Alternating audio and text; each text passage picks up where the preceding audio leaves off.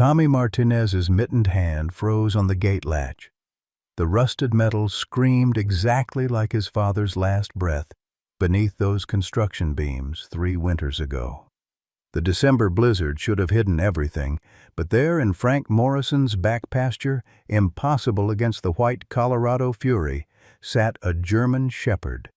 The dog wasn't moving, wasn't seeking shelter, just sitting upright in the driving snow, front paws crossed like hands folded in prayer, head bowed toward the frozen earth. Blood spotted the snow around him in perfect crimson circles, each flake that landed on his black and tan coat melting instantly from fever heat. Tommy blinked hard, certain the storm was playing tricks. But when he opened his eyes, the dog remained, a living statue of devotion in a world that had forgotten how to pray. The boy's breath caught. In 12 years, he'd never seen anything so heartbreaking or so holy. Leave a like and share your thoughts in the comments along with the city you're watching from now.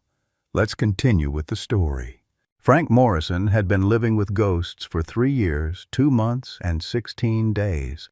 Not the kind that rattled chains or whispered through keyholes, but the quieter sort that occupied empty chairs and left cold spots on queen-sized beds meant for 2.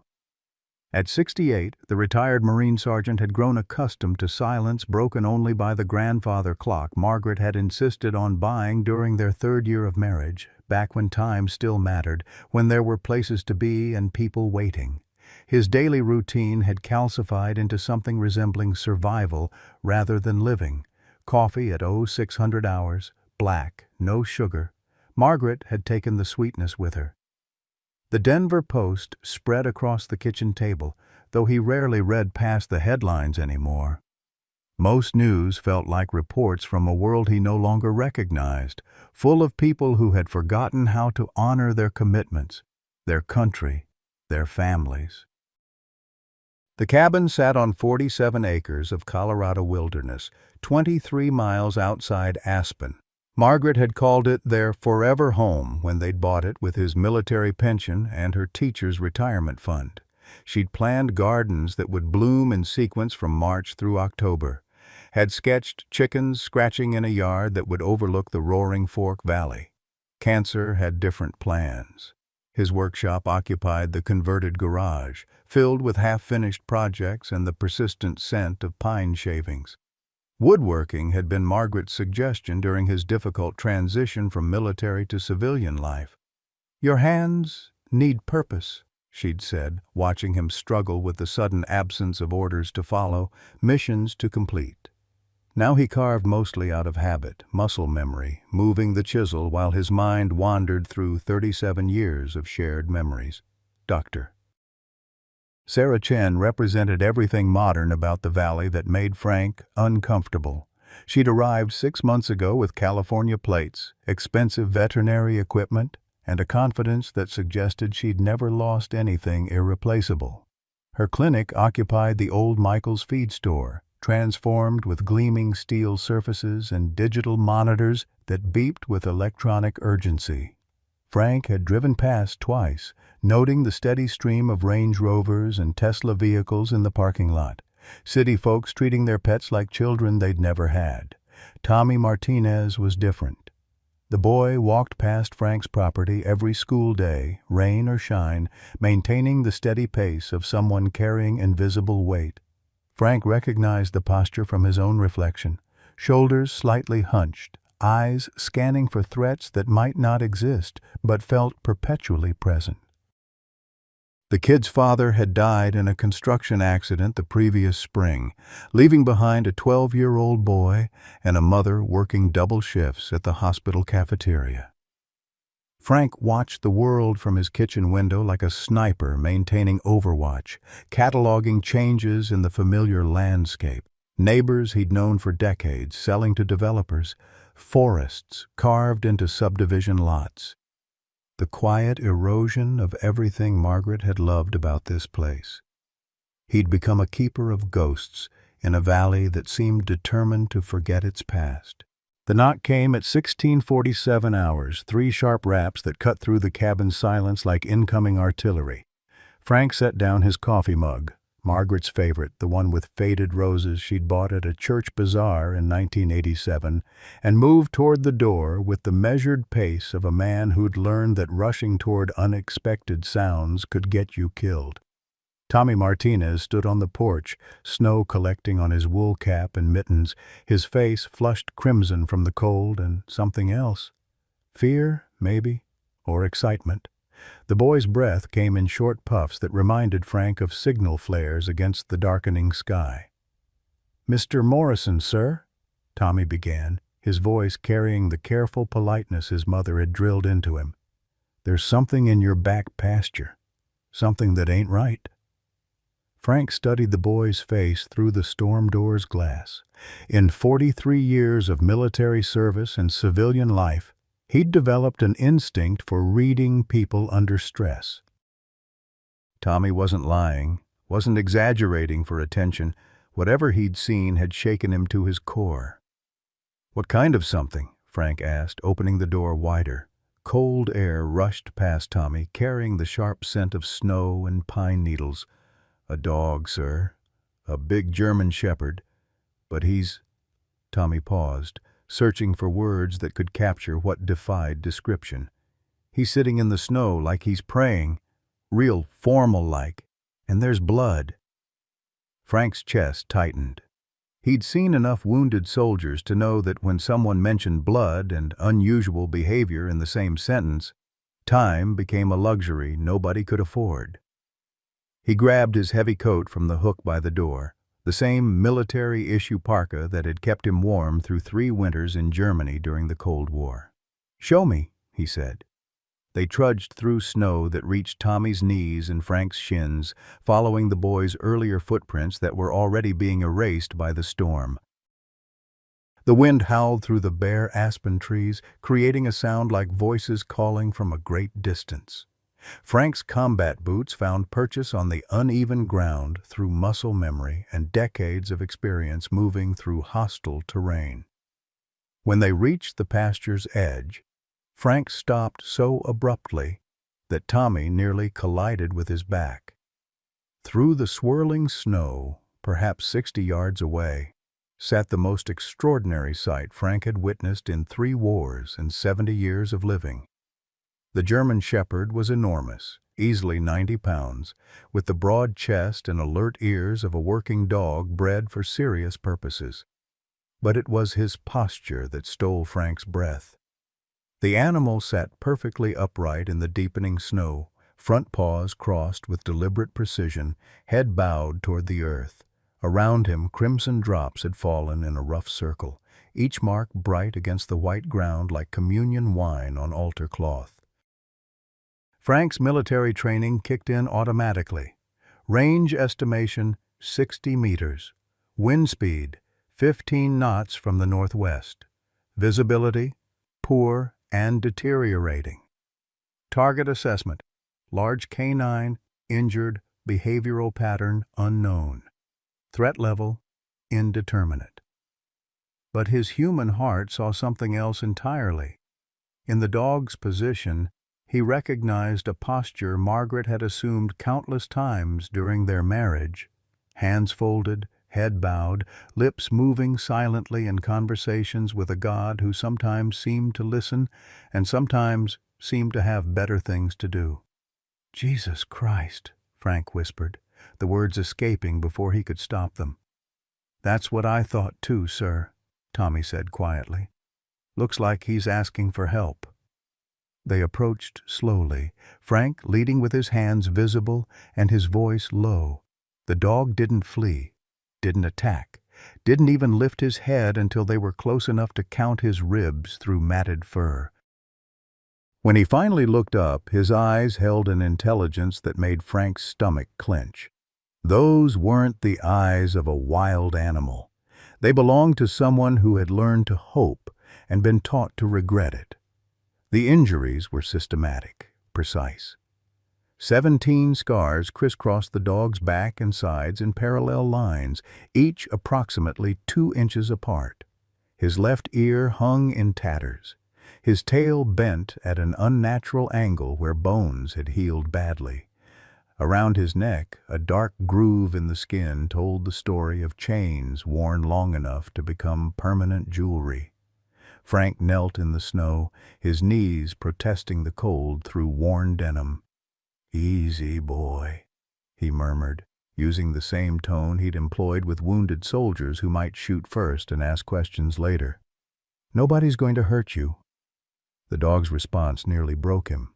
Instead of cowering or snapping, the animal slowly, carefully, extended his right front paw toward Frank's outstretched hand. Not aggressive. Not demanding. Just offering. As if he'd been waiting his entire life for someone to accept what he had to give. Frank's throat tightened. In that gesture, he saw every wounded soldier who'd ever looked at him with desperate hope, every Marine who'd trusted him to bring them home, every promise he'd made to Margaret about taking better care of himself. "Tommy," he said, his voice rougher than the Colorado wind, "run back to the house. In the mud room, there's a green military blanket on the shelf. Bring it here. Fast as you can." The boy disappeared into the storm like smoke. Frank remained kneeling, one hand extended toward the dog, neither of them moving. The snow continued falling, but somehow the silence between them felt sacred, like the moment before a prayer is answered or a heart stops beating. When the dog finally allowed Frank's fingers to touch his fur, the old Marine felt something he hadn't experienced since Margaret's last conscious breath. Purpose. The clean, sharp sensation of being exactly where he was supposed to be, doing exactly what he was meant to do. The dog's fur was matted with ice and old blood, but underneath, Frank could feel the steady rhythm of a heart that refused to quit. His own chest tightened with recognition. This animal had been through hell, but hadn't surrendered, had maintained dignity in the face of cruelty, had somehow preserved faith despite having every reason to abandon it. Tommy returned with the blanket, gasping from his sprint through deep snow. Together, they wrapped the dog carefully, Frank's military training guiding him through the process of moving wounded personnel without causing additional trauma. The animal submitted to their help with a trust that seemed almost supernatural, as if he understood that these particular humans were different from the ones who had broken him. As they lifted him, Frank taking the bulk of the weight, Tommy supporting the hindquarters, the dog made a sound. And not a whimper or a growl, but something softer, almost like gratitude given voice. Frank looked down at the animal cradled in his arms and felt Margaret's presence as clearly as if she were walking beside them through the storm. She'd always believed that love was a decision rather than a feeling, a choice to keep caring even when caring hurt more than indifference. "Looks like you found us, didn't you, boy?" Frank murmured as they made their way back toward the cabin. "Or maybe we found each other." The dog's tail attempted a weak wag, and Frank Morrison smiled for the first time in 3 years, 2 months, and 16 days. The warmth hit them like a physical wall when Frank shouldered open the cabin door, carrying the German shepherd wrapped in military wool. Tommy followed, stomping snow from his boots on the rubber mat Margaret had placed there during their first winter together. The dog's breathing had grown shallow during their trek from the pasture, each exhale creating small puffs of vapor that spoke of fever and infection. Frank's living room hadn't seen this much activity since Margaret's funeral reception. He cleared the coffee table with his free arm, sending 3 days' worth of unopened mail cascading to the hardwood floor. Gently, he lowered the dog onto the leather sofa that still held the faint impression of Margaret's afternoon reading spot. "Tommy, kitchen cabinet above the sink. First aid kit, the big white one," Frank ordered, his voice carrying the authority of a man accustomed to medical emergencies. "And fill the blue bowl with warm water." Not hot, warm. While the boy rummaged through cabinets, Frank conducted a systematic examination that drew on 30 years of combat medicine, The dog submitted to his touch with resignation that spoke of long experience with human hands that brought pain. Each probe of wounded flesh revealed new horrors: infected puncture wounds, partially healed fractures, burns that suggested deliberate torture rather than accidental injury. The worst discovery came when Frank gently turned the dog's head to examine his neck. Embedded in the matted fur, nearly hidden by dried blood and debris, was a thick leather collar studded with metal spikes that turned inward. The device had been designed to cause pain with every movement, every breath. Frank's hands shook as he worked the buckle free, his combat experience warring with a rage that threatened to overwhelm his training. "Son of a bitch," he whispered, then caught himself. Tommy didn't need to hear language like that, even if the situation warranted it. "Is he going to be okay, Mr. Morrison?" Tommy asked, returning with the requested supplies. The boy's voice carried the particular worry of someone who'd already lost too much. Frank looked into eyes that held more pain than any 12-year-old should carry. "I don't know, son, but we're going to give him every chance we can." The dog's tags, when Frank finally cleaned them enough to read, told a story that made his chest tighten. Rex, Johnson family, 719-555-0847. Below that, in smaller print, trained protection dog, reward if found. Frank memorized the number but didn't move toward the phone. Something about this situation felt wrong, dangerous in ways that had nothing to do with the animal's physical condition. In Vietnam, he'd learned to trust instincts that kept soldiers alive when logic failed them. Those same instincts now screamed warnings he couldn't yet articulate. Rex, at least they had a name now, had begun shivering despite the cabin's warmth. Frank recognized the signs of shock, of a body pushed beyond its limits finally beginning to shut down. He'd seen the same symptoms in wounded Marines who'd held together through firefights only to collapse when safety appeared within reach. "We need to get him to a vet," Frank said, reaching for his cell phone. The device felt foreign in his hands. He'd only owned it for 6 months, purchased after Tommy's mother had convinced him that living alone in the mountains without communication was dangerous for a man his age. The emergency veterinary clinic's number was posted on a magnet Margaret had placed on the refrigerator years earlier, back when she'd campaigned unsuccessfully for them to adopt a rescue dog. Frank had resisted then, claiming they were too old to train puppies, too set in their routines to accommodate an animal's needs. Now, staring at Rex's labored breathing, he wondered if his real fear had been loving something else that could be taken away. Dr. Sarah Chen answered on the third ring, her voice crisp with professional efficiency. "Animal Emergency Clinic. Dr. Chen speaking. This is Frank Morrison. I've got a German Shepherd here, badly injured, systematic abuse, infected wounds, possible internal trauma. He needs immediate attention." The pause on the other end stretched long enough that Frank wondered if the connection had failed. When Dr. Chen spoke again, her tone had shifted from routine professionalism to sharp focus. "Mr. Morrison, can you describe the injuries in more detail? Specifically, are they consistent with fighting wounds or something else?" Frank's military training kicked in, providing clinical details that divorced emotion from observation. As he described Rex's condition, he heard Dr. Chen's sharp intake of breath when he mentioned the spiked collar and the pattern of scarring across the dog's back and sides. "Don't move him any more than necessary," she instructed. "I'm sending my assistant with emergency supplies. We'll stabilize him at your location before transport. This sounds like a case I've been tracking." 23 minutes later, headlights cut through the storm as a modified pickup truck with veterinary equipment climbed Frank's driveway. Dr. Chen emerged from the passenger seat, a compact woman in her early 30s with the kind of focused intensity Frank recognized from military medics who'd worked under fire. Her examination of Rex was thorough and professional. but Frank caught the slight tremor in her hands as she documented each injury with digital photographs.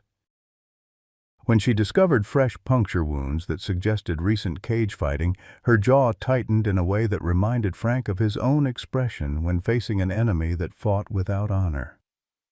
"Mr. Morrison," she said finally, sitting back on her heels beside the sofa, "this dog has been systematically tortured. These aren't random injuries from neglect or even typical abuse. Someone did this deliberately, professionally. They've been training him to fight and punishing him when he wouldn't comply." Tommy, who had been quietly watching from the kitchen doorway, stepped forward. "Training him to fight what?" Dr. Chen's expression darkened. "Other dogs. This is consistent with injuries I've seen from underground dog fighting operations. But Rex here," she gestured toward the animal who had allowed her examination without resistance, despite obvious pain. "He's got the physical capability to be a killer, but he won't do it." See how he responds to Tommy? Indeed, Rex had turned his head toward the boy during the conversation, his tail attempting a weak wag despite his condition. There was nothing aggressive in his posture, nothing that suggested he viewed humans as threats to be eliminated. "They hurt him because he wouldn't hurt others," Frank said, the words coming out harder than he'd intended. "That's exactly right," Dr. Chen confirmed. "I've been investigating reports of dogfighting in this area for months. Rex might be the key to shutting down the entire operation, but first, we need to keep him alive." She administered antibiotics and pain medication through an IV line, her movements precise and confident. Rex submitted to the treatment with the resignation of an animal who had long ago stopped fighting medical procedures, even painful ones. "He'll need surgery to repair some of these injuries," Dr. Chen explained as she worked, "but he's stable enough for transport now." "The question is," she paused, looking directly at Frank, "are you prepared for what comes next? If Rex is connected to organized dog fighting, the people who did this will want him back. They don't typically let valuable assets walk away." Frank felt something cold settle in his stomach that had nothing to do with the storm outside. In combat, he'd learned that enemy contact was rarely a single event. It was usually the beginning of a sustained engagement that tested everything you thought you knew about survival. "What are you saying, Doc?" "I'm saying that by helping Rex, you've probably made yourself a target. These people view dogs as property, and they don't appreciate theft, even theft motivated by compassion." Tommy moved closer to the sofa, placing a small hand gently on Rex's head. "But we can't just let them take him back. Look what they did to him." Dr. Chen smiled at the boy, but her expression remained serious. "No, Tommy, we can't. But we need to be smart about how we protect him. This isn't just about veterinary care anymore. It's about justice." Frank looked down at Rex, who had somehow managed to position himself protectively between Tommy and the room's entrance despite his injuries. The dog's instincts remained sharp even in extremis, focused on safeguarding rather than self-preservation. Margaret's voice echoed in his memory. "Sometimes the right thing to do is the dangerous thing to do. That's when you find out what you're really made of." "Doc," Frank said finally, "what do we need to do?" The surgery took 4 hours and 37 minutes. Frank knew because he'd counted every second, pacing the veterinary clinic's waiting room like a caged animal, while Dr. Chen worked to repair the damage that cruelty had inflicted on Rex's body. Tommy had fallen asleep in one of the uncomfortable plastic chairs, his head pillowed on his mother's shoulder, after Rosa Martinez had arrived with coffee and worried questions. Rosa was a small woman with calloused hands and eyes that held the particular exhaustion of someone working multiple jobs to keep a family afloat. She'd listened to Tommy's breathless account of finding Rex with the careful attention of a mother who'd learned to distinguish between childhood imagination and genuine crisis. When she saw the photographs Dr. Chen had taken of Rex's injuries, her expression hardened in a way that reminded Frank of combat medics who'd seen too much human suffering. "Nobody should do that to any living thing," she'd said quietly, crossing herself with the automatic gesture of someone whose faith had been tested but not broken. Dr. Chen emerged from the surgical suite at 0347 hours, her scrubs stained with blood and her face drawn with fatigue. She pulled off her surgical cap, revealing hair that stuck up at odd angles, and sat heavily in the chair across from Frank. "He's alive," she said without preamble, understanding that everything else was secondary to that single fact. "The internal injuries were worse than I initially thought. Someone used him as a punching bag with scientific precision. Cracked ribs, damaged spleen, old fractures that healed badly because they were never properly set." Frank felt something cold settle deeper in his chest. "But he'll recover?" "Physically, yes, eventually. But Frank, Doctor." Chen leaned forward, her voice dropping to the tone medical professionals used when delivering news that would change everything. "I found something during surgery. Rex has been microchipped, but not with standard pet identification. This is military-grade tracking technology, expensive, professional." The waiting room's fluorescent lights hummed overhead, casting harsh shadows that made everyone look older, more fragile. Frank's military training had taught him to process information methodically, but this revelation felt like incoming artillery that scattered logical thought. "What kind of professionals chip dogs with military hardware?" he asked, though he suspected he already knew the answer. "The kind who view animals as equipment rather than living beings," Dr. Chen replied. "I've seen this technology before during my residency at UC Davis. We treated dogs from a federal law enforcement training facility that got shut down for abuse.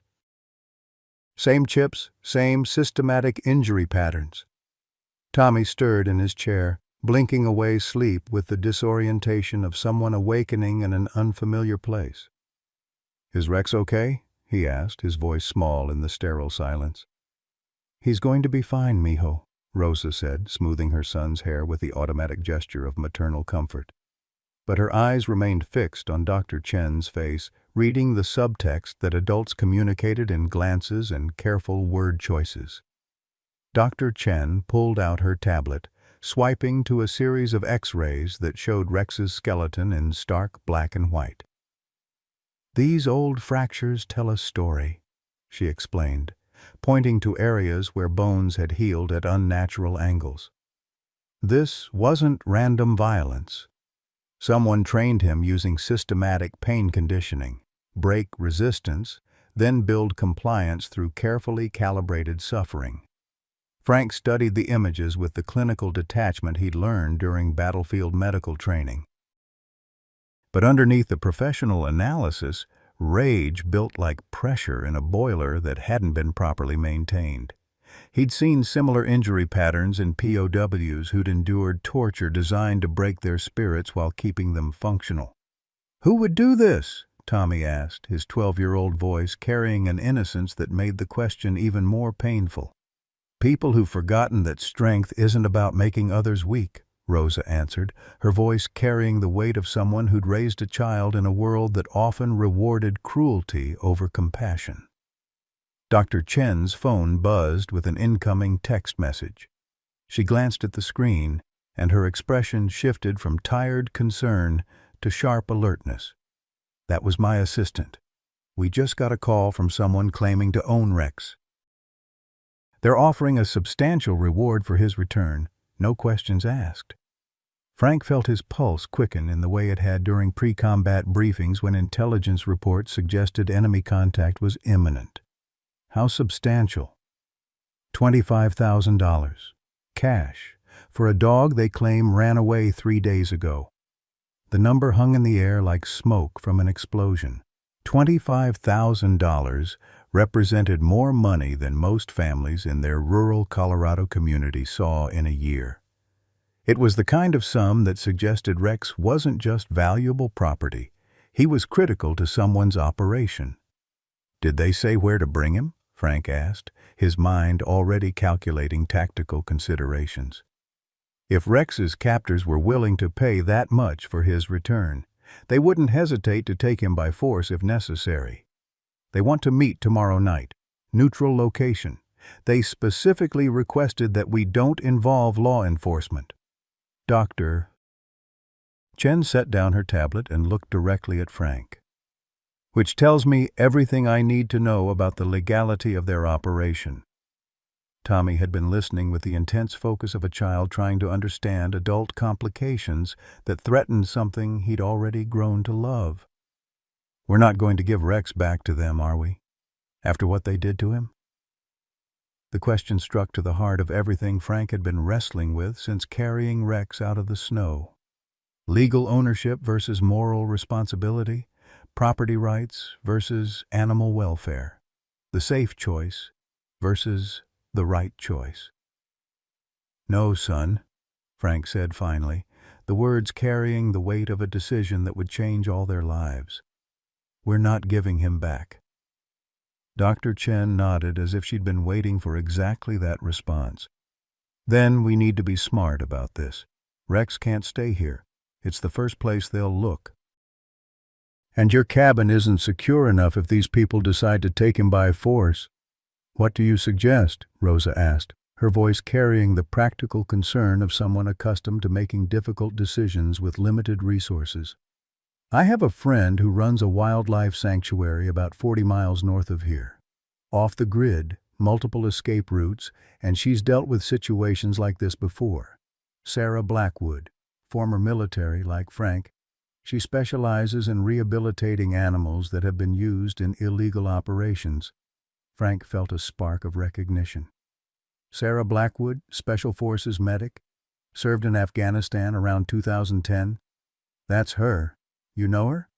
"By reputation. Heard she left the service after testifying against some contractors who were using military working dogs for illegal purposes, made enemies in high places." Dr. Chen smiled grimly. "The same enemies who would chip dogs with military-grade tracking devices and torture them into compliance." "Sarah's been investigating the connections between underground fighting rings and certain government contractors for years. Rex might be exactly the evidence she needs." The implications hit Frank like incoming mortar fire. Rex wasn't just an abused animal. He was potentially a witness to crimes that reached into institutions that were supposed to protect rather than exploit. The stakes had just escalated beyond personal moral choice into something that could threaten national security. "There's something else," Dr. Chen continued, her voice dropping even lower. "The number that called about Rex. I had my assistant run it through some databases. It's registered to a shell company that's been linked to at least 3 other cases of missing military working dogs. Dogs that disappeared from official records and then showed up in fighting rings." Tommy looked between the adults with growing confusion. "I don't understand. Why would the military want dogs to fight each other?" "They wouldn't," Frank explained, choosing his words carefully. "But some people might steal military dogs and force them to fight because they're already trained to be aggressive. It's like stealing police cars to use in bank robberies." Rosa pulled Tommy closer, her maternal instincts recognizing danger even if she didn't fully understand its scope. "Frank, what are we getting ourselves into?" "Something bigger than we planned," Frank admitted. "But backing down isn't an option anymore. Rex trusted us when he had every reason not to trust anyone. We can't betray that trust." Dr. Chen's phone buzzed again. This time her expression shifted from concern to alarm. "That was the security company that monitors the clinic. Someone just tried to break into our computer system. They were specifically looking for Rex's medical records." Frank stood up, his combat instincts fully engaged. In Vietnam, he'd learned that when the enemy started gathering intelligence, active engagement usually followed within hours. How long before Rex can be moved? He's stable enough for transport now, but it won't be comfortable for him. The anesthesia is wearing off, and he'll be disoriented. Disoriented is better than dead, Frank said bluntly. Can your friend Sarah meet us halfway? Already texting her. She's got a mobile veterinary unit that can handle Rex's continued care. But Frank, Dr. Chen paused, studying his face with the attention of someone who'd learned to read people under pressure. Once we do this, there's no going back. These people won't stop hunting Rex, and they won't hesitate to hurt anyone who gets in their way. Frank thought about Margaret, about the promises he'd made at her graveside to live a life worthy of her memory. She'd married a Marine because she believed in service, sacrifice, and standing up for those who couldn't protect themselves. Rex represented all of those values wrapped in fur and loyalty. Then we'd better make sure we're harder to catch than they expect, he said, his voice carrying the authority of a man who'd spent 30 years outthinking enemies who wanted him dead. Tommy looked up at him with eyes that held more trust than Frank felt he deserved. Are we going to be like a family now? You and me and Rex? The question hit Frank harder than enemy fire ever had. Family. Something he'd thought was finished when Margaret died. Something he'd believed was too dangerous to risk again. Yeah, son, he said, his voice rougher than he'd intended. I guess we are. Outside, the Colorado storm continued to rage, but inside the veterinary clinic, 3 humans and 1 wounded dog had formed an alliance that would either save them all or destroy them. Frank had faced longer odds with worse equipment, but never with stakes that felt this personal. Rex was more than just an abused animal now. He was a symbol of everything worth fighting for in a world that seemed to have forgotten the difference between strength and cruelty, between loyalty and ownership, between family and mere survival. The rendezvous point Sarah Blackwood had chosen lay 23 miles north of the veterinary clinic, accessible only by a Forest Service road that hadn't seen maintenance since the Clinton administration. Frank drove his modified Chevy Silverado through the mountain darkness, its reinforced suspension handling the washboard surface with mechanical determination, while Rex lay sedated in the truck bed, wrapped in heated blankets that Dr. Chen had insisted were essential for preventing shock. Tommy rode shotgun, his young face pressed against the passenger window as he watched for the signal flares that would mark their destination. The boy had insisted on coming despite Rosa's protests, arguing with the logic of someone who'd already lost one family and wouldn't risk losing another. Frank understood the sentiment. In combat, splitting up meant some people never came home. There, Tommy pointed toward a cluster of red lights blinking in sequence through the pine trees. 3 long, 2 short, just like she said. Frank downshifted and turned onto an even narrower track that wound between granite outcroppings and deadfall timber. His headlights caught the reflective tape on trees that marked the route to Sarah Blackwood's mobile command post, a converted military ambulance that she'd purchased from government surplus and equipped with veterinary equipment that rivaled most civilian hospitals. Sarah emerged from the vehicle's side door as Frank's truck ground to a halt in the small clearing. She moved with the purposeful economy of someone accustomed to working in hostile environments, her compact frame carrying authority that spoke of leadership earned rather than inherited. At 42, she retained the bearing of active military service, but her eyes held the particular wariness of someone who'd seen institutions she'd trusted betray everything she'd believed about honor and duty. "Frank Morrison," she said, extending a calloused hand that gripped his with surprising strength. "Heard good things about you from the boys who served under Gunnery Sergeant Patterson.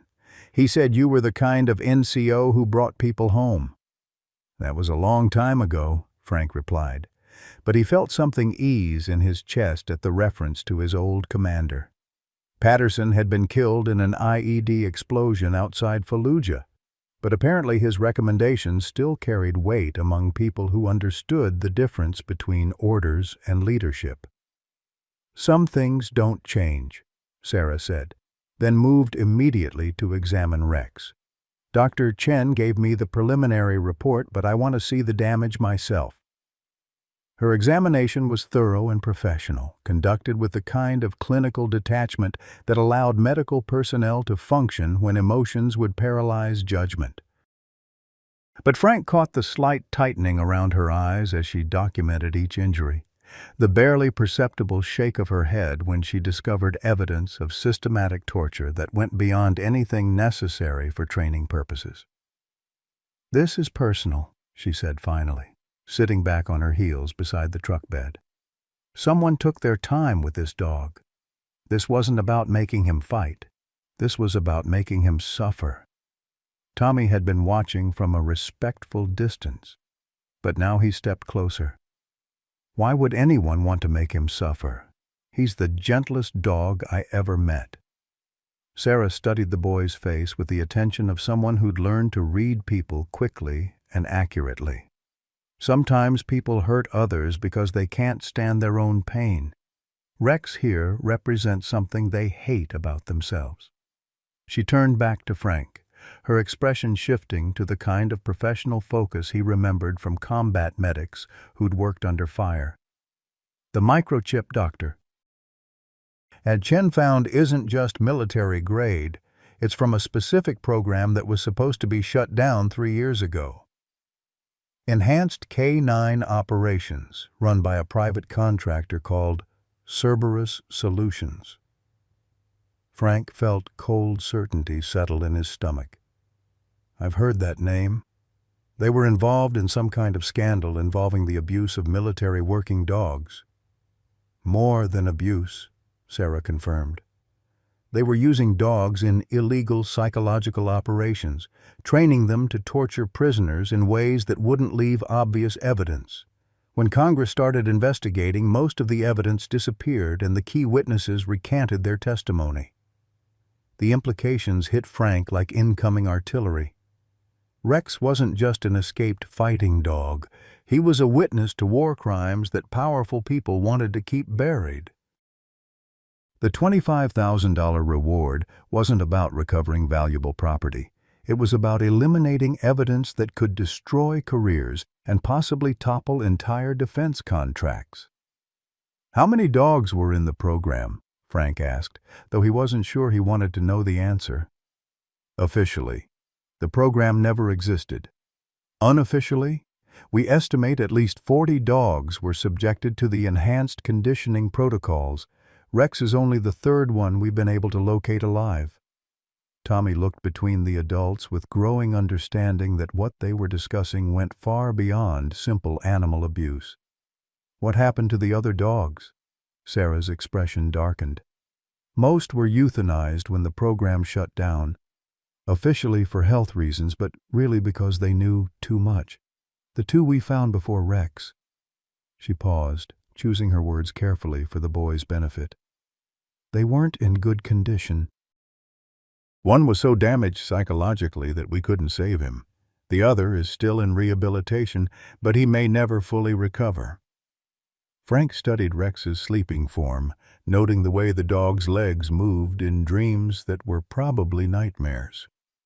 "What makes Rex different? Why is he still functional when the others weren't?" "That's what makes this personal for someone," Sarah replied. "Rex broke the conditioning. Whatever they did to him, however they tried to turn him into a weapon, he refused to cooperate. Dogs like that are dangerous to people who built their careers on the premise that anyone can be broken with enough applied pressure." Dr. Chen's vehicle emerged from the forest darkness, her headlights sweeping across the clearing as she parked beside Frank's truck. She climbed out carrying a medical bag and a tablet computer that glowed with the harsh blue light of digital information. "We have a problem," she announced without preamble. "I just got a call from the local sheriff's department. Someone filed a stolen property report for Rex, complete with documentation that appears to show legal ownership. They've issued a recovery order that gives the claimants authority to take him by force if necessary. Frank felt his pulse quicken in the familiar pattern of pre-combat alertness. How long do we have? The paperwork was filed an hour ago. If they follow standard procedure, we have maybe 6 hours before they start actively searching. But Frank, Dr. Chen's voice carried the weight of someone delivering news that would change everything. The ownership documents list Marcus Williams as the primary handler. He's the one who's been looking for Rex. Sarah's reaction was immediate and visceral. She stood up so quickly that Tommy stepped back, and her hand moved instinctively toward the sidearm Frank now noticed holstered beneath her jacket. "Marcus Williams," she repeated, her voice flat with the kind of controlled rage that Frank recognized from Marines who'd discovered they'd been betrayed by their own command structure. "I know that name. He was one of the handlers in the Cerberus program. One of the worst." The clearing fell silent except for the sound of wind through pine needles and Rex's labored breathing. Frank felt the weight of decision settling on his shoulders like equipment he'd carried through too many dangerous missions. They were no longer just protecting an abused animal. They were standing between a witness and the people who would kill him to protect their secrets.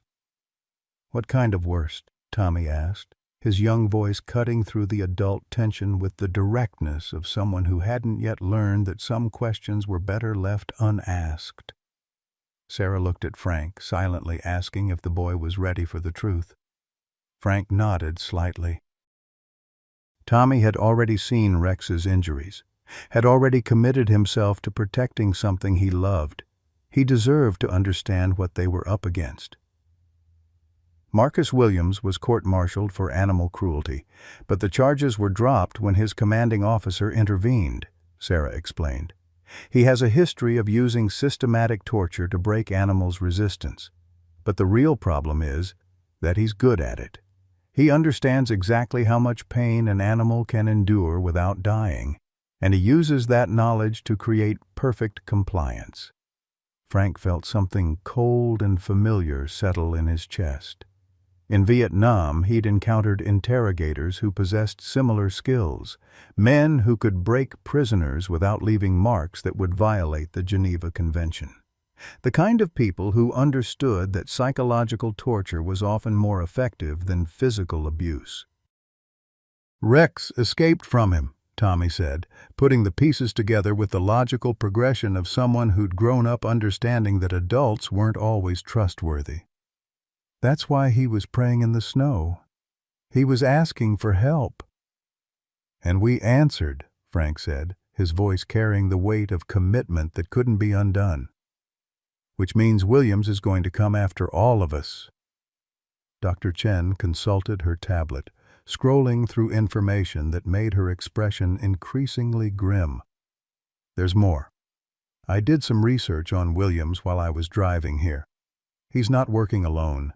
He's part of a network of former military personnel who've gone into private contracting. They specialize in what they call asset recovery, finding and retrieving valuable property that's gone missing. Including witnesses," Sarah added. "Rex isn't the only inconvenient truth they've been hired to eliminate." Frank looked down at Rex, who had begun to stir as the sedatives wore off. The dog's eyes opened slowly, unfocused at first, then sharpening as he recognized Frank's scent. Despite everything he'd endured, despite having every reason to fear human contact, Rex's tail attempted a weak wag.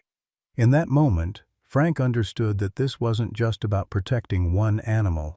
Rex represented something larger, the idea that loyalty and trust could survive systematic cruelty, that some things were worth fighting for even when the odds were impossibly bad. "Sarah," he said, his voice carrying the authority of a man who'd spent 30 years making life and death decisions, "what do we need to do to keep Rex safe?" "Disappear," she replied without hesitation. "All of us. Rex can't go back into any system that Williams can access, which means official channels are off limits. We go underground, stay mobile, and gather enough evidence to expose the entire network. Tommy moved closer to Rex, placing a gentle hand on the dog's head. We're going to be like outlaws? We're going to be like family, Frank corrected, the words carrying more weight than he'd intended. The kind of family that doesn't abandon each other when things get dangerous. Rex lifted his head with obvious effort and looked directly at Frank. In those brown eyes, Frank saw something he'd been missing since Margaret's death. Purpose.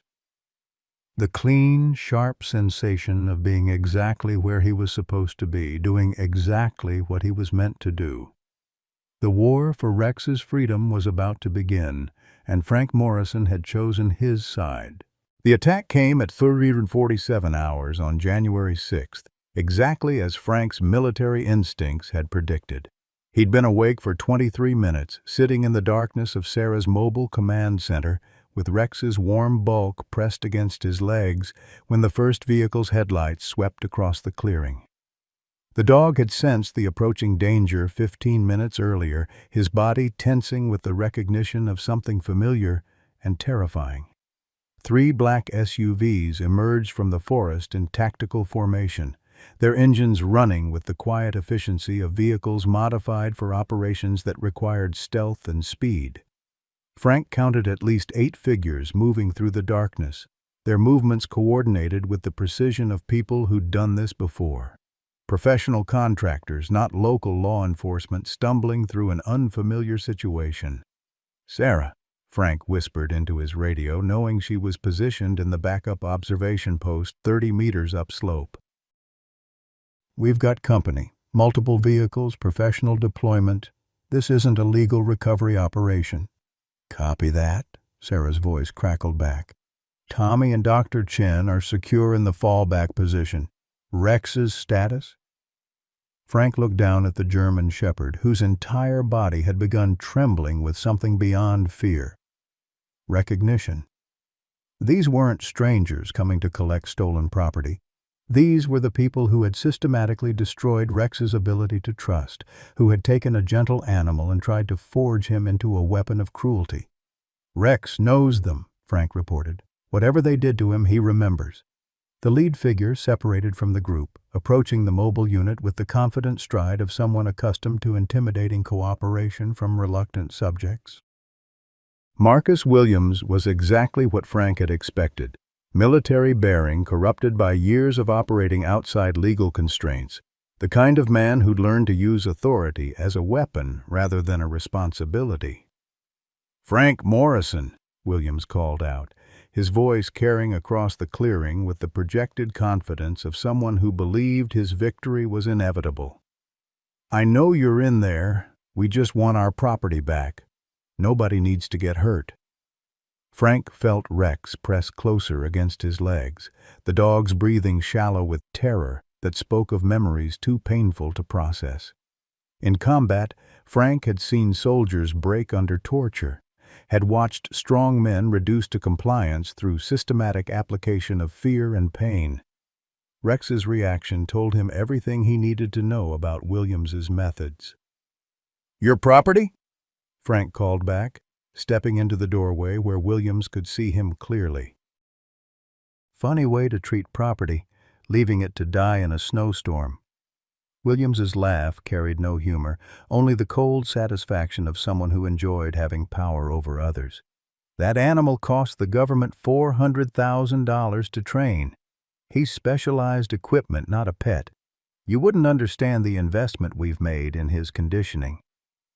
"Conditioning," Frank repeated, letting his disgust color the word. "That what you call torture these days?" "We call it necessary," Williams replied, his tone shifting to the flat authority Frank recognized from officers who'd learned to give orders without expecting questions. Rex was designed for a specific purpose. When he refused to fulfill that purpose, corrective measures became essential. Behind Williams, the other figures had spread out in a loose perimeter, their positions calculated to prevent escape while maintaining clear fields of fire. Frank's military training automatically cataloged their deployment: professional, disciplined, but overconfident. They expected this to be a simple recovery operation against civilian resistance. Tommy's voice crackled through Frank's earpiece, tight with fear but determined. "Mr. Morrison, they're moving around to the back. 3 of them trying to circle behind you." Frank smiled grimly. The boy had been watching through night vision binoculars from the fallback position, providing intelligence with the steady focus of someone who understood that observation could mean the difference between survival and capture. "Good work, son," Frank whispered into his radio. "Sarah, you copy that?" "Affirmative. I've got eyes on the flanking team. They're not as smart as they think they are." Rex suddenly stood, his body rigid with tension that spoke of internal conflict between trained responses and desperate fear. Frank realized with growing horror that Williams was using specific hand signals, commands that had been burned into Rex's nervous system through repetition and punishment. "Down," Williams ordered, his voice carrying the absolute authority of someone who expected instant compliance. Rex's body began to lower toward the floor, muscle memory overriding conscious choice. But then something extraordinary happened. The dog stopped halfway, his body trembling with the effort of resisting conditioning that had been reinforced through months of systematic abuse. He looked up at Frank, brown eyes holding a desperate question. "Stay with me, boy," Frank said quietly, his voice carrying the same calm authority he'd used with wounded Marines who needed to know their sergeant wouldn't abandon them. "You don't have to obey him anymore."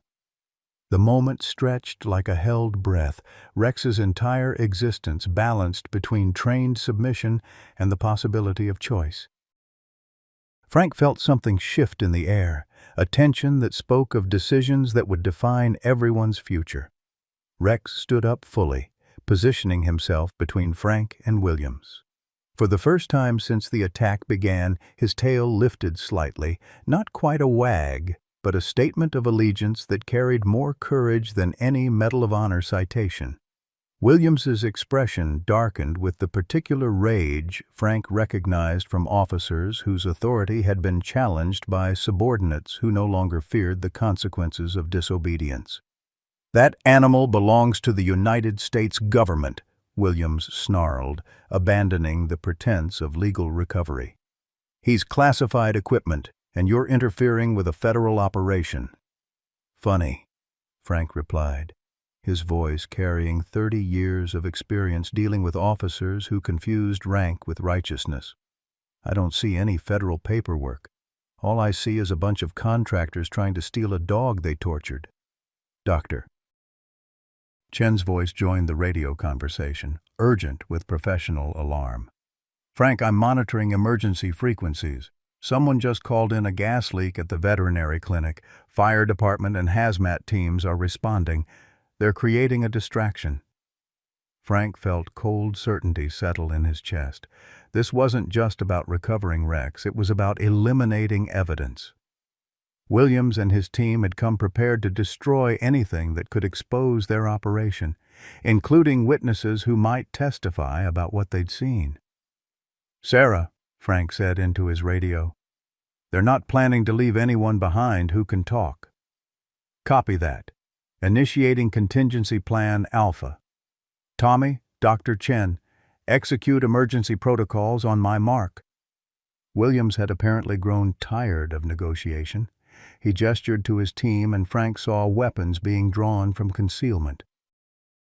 Professional equipment, suppressors to minimize noise, night vision equipment that would give them overwhelming advantage in darkness. "Last chance, Morrison," Williams called out. "Send out the dog and walk away. This doesn't have to involve civilians." Frank looked down at Rex, who was watching Williams with the kind of focused attention that spoke of an animal preparing to defend something more important than his own life. The dog's transformation was remarkable. From terrified victim to protective guardian, choosing courage over survival. "You're right," Frank called back. "It doesn't have to involve civilians. But you made it personal when you tortured an innocent animal. Now it's about more than Rex. It's about stopping people like you." The first shot shattered the mobile unit's rear window, followed immediately by the suppressed whisper of additional rounds impacting the armored walls Sarah had installed for exactly this situation. Frank grabbed Rex and dove for cover behind the medical equipment, his combat training taking over as muscle memory kicked in. "Contact!" Sarah's voice crackled through the radio. "Engaging targets from overwatch position. Tommy, Dr. Chen, stay down and wait for my signal." The firefight that followed lasted 11 minutes and 37 seconds. Frank found himself back in familiar territory, protecting something precious, while people with superior equipment tried to take it away through violence. But this time, he wasn't alone. Sarah's marksmanship from the high ground disrupted Williams's tactical deployment, while Rex demonstrated intelligence that went far beyond typical canine behavior. The dog seemed to understand that staying hidden was essential. But when one of Williams's men broke through the perimeter and entered the mobile unit, Rex attacked with surgical precision. Not the wild aggression of a terrified animal, but the calculated response of a protector who understood exactly how much force was necessary to neutralize a threat without becoming a monster himself. When the shooting stopped, Williams lay wounded but alive, his team scattered and demoralized by resistance they hadn't expected from civilians who fought like professionals. Rex sat beside Frank, panting heavily but uninjured, his eyes holding something that hadn't been there before. Pride. Not the arrogance of victory, but the quiet satisfaction of someone who had finally found the strength to fight for something worth protecting. The revelation came 47 minutes after the shooting stopped, when Sarah found the photograph in Marcus Williams's tactical vest. It was creased and faded, obviously carried for years, showing a young boy with bright eyes standing beside a German Shepherd puppy in what appeared to be a suburban backyard. The boy looked perhaps 8 years old, his smile wide with the uncomplicated joy of childhood, his small arms wrapped around the puppy's neck in a gesture of pure affection. Frank studied the photograph while Williams sat zip-tied against a pine tree, blood seeping through the field dressing Sarah had applied to his shoulder wound. The resemblance was unmistakable. The same bone structure, the same eyes, though 37 years of accumulated bitterness had transformed the laughing child into the man who tortured animals for government contracts. "That's Rex," Williams said quietly, his voice stripped of the commanding authority he'd projected during the attack. "Well, his grandfather, same bloodline. We called him Zeus back then, before—" He trailed off, staring at the photograph with an expression that Frank recognized from combat veterans who'd seen too much death to process grief normally. Tommy emerged from the fallback position with Dr. Chen, both moving cautiously through the aftermath of violence that had transformed the peaceful clearing into something resembling a battlefield. The boy's eyes were wide with shock, but his first concern was for Rex, who lay panting beside Frank with his head resting on the old Marine's leg. "Is Rex hurt?" Tommy asked, his voice small in the silence that followed gunfire. "He's fine, son," Frank replied, running his hand along Rex's flank to check for injuries. The dog's tail thumped weakly against the ground, a response that spoke of trust so complete it bordered on miraculous. "Better than fine. He protected us." Williams made a sound that might have been laughter or sobbing. "Protected you. Jesus Christ, do you know what that means? Do you understand what he was supposed to be?" Dr. Chen knelt beside Williams, her medical training overriding personal feelings as she checked his vitals and assessed the wound's severity. "What was he supposed to be, Marcus? What did you people do to him?" The story that emerged over the next hour was more horrific than anything Frank had imagined during 3 decades of military service. William spoke with the mechanical precision of someone reciting a confession, his voice flat with exhaustion, and something that might have been relief. Rex wasn't just a military working dog, he was the product of a classified program designed to create animals capable of psychological torture that would leave no physical evidence.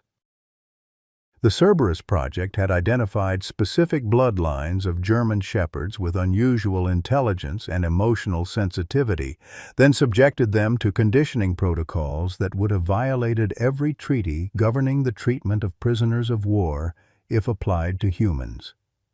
The idea was elegant, Williams explained, his words coming in short bursts between waves of pain. Dogs naturally form pack bonds with humans. If you could train them to withdraw that bond selectively to inflict psychological isolation on command, you had a weapon that couldn't be traced by forensic evidence. Frank felt sick understanding wash over him. You were teaching them to break people by refusing to love them, among other things. Rex was supposed to be the prototype for the next generation. His bloodline showed unusual empathy. They actually grieved when separated from handlers they'd bonded with. Perfect for inducing despair in subjects who'd been conditioned to see the dogs as their only source of comfort. Sarah had been documenting the conversation with her phone, but now she stopped recording and sat heavily on a fallen log. "My God, Marcus, you were using their capacity for love as a weapon." "It worked," Williams said flatly. "Too well. Rex formed bonds with everyone, handlers, subjects, even the cleaning staff. When we tried to condition him to withdraw affection on command, he broke differently than expected." "How?" Dr. Chen asked, though Frank suspected she already knew the answer. "He started protecting the subjects instead of tormenting them. During conditioning sessions, he'd position himself between the interrogators and prisoners. When we tried to force compliance through punishment, he'd absorb the abuse and still refuse to cooperate. We realized we'd created something unprecedented, a dog with an active moral conscience." The clearing fell silent except for the sound of wind through pine needles and Rex's steady breathing. Frank looked down at the animal who'd chosen to trust humans despite having every reason to fear them, who'd maintained his capacity for love despite systematic attempts to destroy it. Tommy had been listening with the intense focus of someone trying to understand adult cruelty that defied comprehension. "So you hurt him because he was too good?" William's laugh was bitter. "We hurt him because he made us all feel like monsters. Every day he chose kindness over survival, chose to protect others despite knowing it would bring punishment. He was supposed to be a weapon, but he became a mirror that showed us exactly what we'd become." "What happened to the program?" Sarah asked, her voice tight with controlled anger. "Officially, shut down due to budget constraints. Unofficially, Rex's example started affecting other dogs in the program. They began refusing commands, protecting each other, even protecting the human subjects they were supposed to be tormenting. The whole psychological foundation collapsed because one dog remembered how to love. Frank felt something shift in his understanding of the past week's events. Rex hadn't just escaped from an abusive situation. He'd become living proof that cruelty could never completely destroy the capacity for goodness. Williams and his associates hadn't been hunting stolen property. They'd been trying to eliminate evidence of their own humanity's failure. Dr. Chen finished bandaging Williams's wound and sat back on her heels. "The other dogs in the program, what happened to them?" "Most were euthanized when their conditioning failed. Some were transferred to fighting rings where their training made them valuable." "Rex was supposed to be destroyed too, but..." Williams looked directly at the dog, his expression unreadable. "I couldn't do it. Even after everything he'd cost us, I couldn't bring myself to kill something that pure." "So you sold him to the fighting circuit instead," Frank said, disgust coloring his voice. "I told myself it was mercy. Let him live, even if it meant suffering. But really, I was just passing the responsibility to someone else. Too much of a coward to end his pain, too much of a monster to set him free." Rex had been following the conversation with the alert attention of an animal who understood more than anyone realized. Now he rose slowly to his feet, approached Williams with careful steps, and sat down just out of arm's reach, not close enough to be touched, but near enough to offer the one thing Williams had spent years trying to destroy: forgiveness. Williams broke then, tears streaming down his face as he stared at the dog he'd tortured in the name of national security. "I'm sorry," he whispered, the words barely audible. "God help me, Rex. I'm so sorry." The dog's tail moved once, a small gesture that spoke of understanding without absolution. Rex had learned to distinguish between the people who hurt him and the pain they carried, choosing compassion without sacrificing the wisdom that kept him alive. Tommy moved closer to Frank, his young mind struggling to process the complexity of a world where good people could do terrible things and still deserve mercy. "What happens now, Mr. Morrison?" Frank looked around the clearing, at Sarah documenting evidence that would expose decades of government-sanctioned cruelty, at Dr. Chen treating the wounds of a man who dedicated his career to creating them, at Tommy learning that moral choices were rarely simple or clean. "Now we make sure Rex's story gets told," Frank said finally. "We make sure people understand what happened here, and we make sure it never happens again." Williams looked up with something that might have been hope. "The files are encrypted on a server in Denver. My access codes died with the program, but if you can find someone who knows the old systems—" "We'll find them," Sarah said with the quiet certainty of someone who'd spent years preparing for exactly this moment. "And when we do, every detail of what you people did will be public record." Rex moved to Frank's side, pressing his warm bulk against the old Marine's legs. In that contact, Frank felt the completion of something that had begun when he'd carried a wounded animal out of a Colorado snowstorm. They'd all been damaged by their experiences: Frank by loss, Rex by cruelty, Tommy by abandonment, even Williams by the weight of choices that had destroyed his capacity for sleep. But damage didn't have to mean destruction. Rex had proven that love could survive systematic attempts to eliminate it, that choosing kindness was possible even when kindness had been punished. He'd become living evidence that redemption was always possible, even for those who believed they'd traveled too far down dark roads to find their way back to light. The Colorado wind carried the scent of snow and pine needles, clean smells that reminded Frank of everything beautiful about the world Rex had helped him remember how to see. Tomorrow would bring investigations and testimony, legal proceedings and media attention that would forever change their quiet lives. But tonight, in the aftermath of violence that had revealed both humanity's capacity for cruelty and its potential for redemption, Frank Morrison sat in a forest clearing with a dog who'd chosen love over survival, a boy who'd chosen courage over safety, and the profound understanding that family was something you built rather than something you were born into. Rex had taught them all that prayer sometimes looked like sitting in the snow and refusing to give up hope, even when hope seemed like the most dangerous choice of all. 18 months later, Frank Morrison stood at the edge of his property, watching Rex chase Tommy through the early morning snow, both of them moving with the easy grace of family members who'd learned to trust each other completely. The dog's limp had faded to barely noticeable, though he still favored his left rear leg when the Colorado weather turned particularly cold.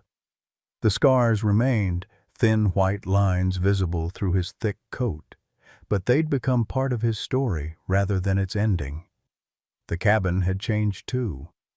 Margaret's reading chair by the window now belonged to Rex during the long winter afternoons, and the kitchen table that had once seemed too large for one person regularly accommodated 4. Rosa Martinez had become a frequent visitor, bringing casseroles and sharp questions about whether Frank was taking proper care of himself.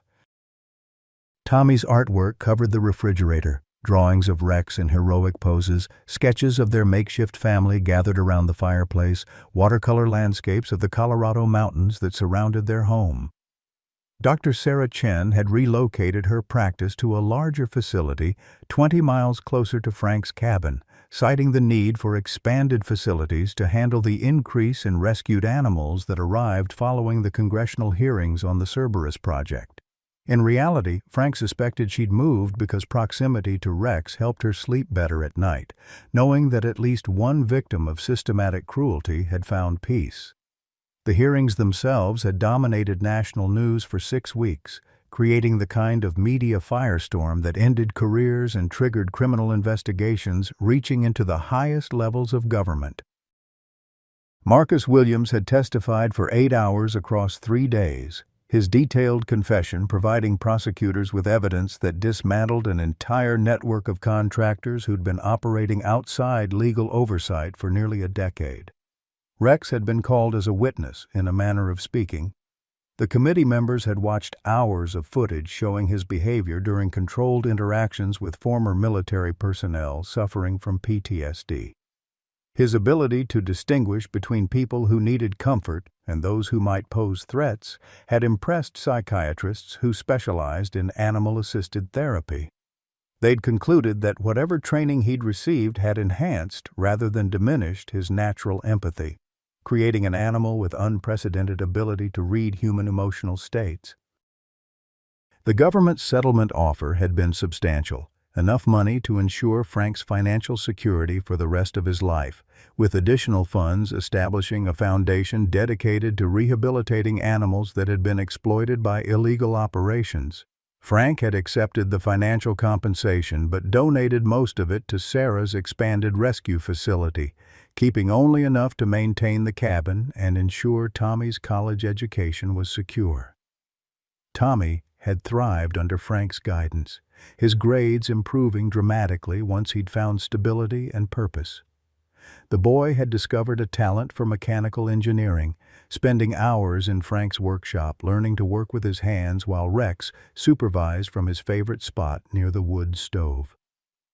Frank had taught him to shoot, to track animals through snow, to read weather patterns and navigate by compass, skills that connected them to traditions older than government contractors and classified programs. But it was Rex who'd taught Tommy the most important lessons. How to recognize when someone needed help. How to offer comfort without demanding anything in return. How to remain gentle despite having been hurt. How to choose trust over fear, even when fear might be the safer option. The dog's integration into their community had been gradual but complete. He'd become a regular presence at the local elementary school, where teachers had discovered his calming effect on children struggling with anxiety or trauma. Veterans from the nearby VA hospital made pilgrimages to visit him, finding in his story a reflection of their own struggles with systems that had promised to protect them but had ultimately failed. Rex seemed to understand his role as a symbol of resilience, accepting attention and affection with dignity while maintaining the alertness that had kept him alive through years of abuse. He never fully relaxed his vigilance. Frank doubted he ever would, but he learned to distinguish between caution and paranoia, between reasonable preparation and paralyzing fear.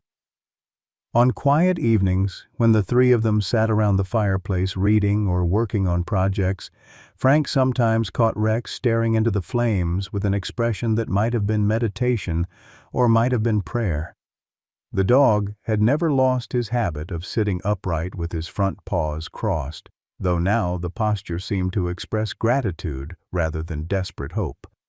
Dr. Chen had explained that Rex's recovery was unprecedented in the literature on animal trauma. Most dogs subjected to systematic abuse either remained permanently fearful or developed aggressive behaviors that made them unsuitable for family environments. Rex had somehow maintained his capacity for trust while developing wisdom about when to extend it. "He's remarkable," she'd said during Rex's most recent checkup. Most trauma survivors learn to protect themselves by building walls. Rex learned to protect himself by building bridges, connecting with people who could help him rather than isolating himself from potential threats. Frank understood the observation on a personal level. His own recovery from Margaret's death had followed a similar pattern. Instead of retreating further into solitude, he'd been forced to open his home and heart to Rex, then to Tommy, then to the expanding circle of people who'd become invested in their unusual family's success. Standing in the snow, watching Tommy and Rex play, Frank felt Margaret's presence more clearly than he had since her funeral. Not the sharp pain of loss that had characterized the first years of widowhood, but the warm certainty that she would have approved of the choices he'd made. She'd always believed that love multiplied rather than divided when shared generously, that the best response to heartbreak was to find someone else whose heart needed mending. Rex spotted Frank watching and bounded over, his tail wagging with the unconscious joy of an animal who'd remembered how to be happy. He sat in his characteristic upright position, front paws crossed, and looked up at Frank with brown eyes that held intelligence, gratitude, and something that looked remarkably like peace. "Good boy, Rex," Frank said, scratching behind the dog's ears. "Good boy." Some prayers, he'd learned, were answered not with what you asked for, but with what you needed. And sometimes, when you stopped asking and started listening, you discovered that the answer had been sitting in the snow all along, waiting for someone brave enough to believe in the possibility of redemption. Frank Morrison's story reminds us that life's most profound chapters often begin when we think the book is nearly finished. At 68, this retired Marine discovered that opening his heart to an abandoned, broken dog didn't just save Rex. It saved himself from the slow death of isolation that follows so many of us into our later years. The remarkable truth is that our capacity for love, purpose, and new beginnings doesn't diminish with age. It deepens with wisdom. Rex taught Frank that healing happens not by forgetting our wounds, but by using them to recognize when others are hurting. Together, they built something neither could have achieved alone. A family founded on choice rather than chance, on commitment rather than convenience. Their story proves that the second half of life can be the most meaningful, that our experience with loss makes us uniquely qualified to offer hope, and that sometimes the very thing we rescue ends up rescuing us.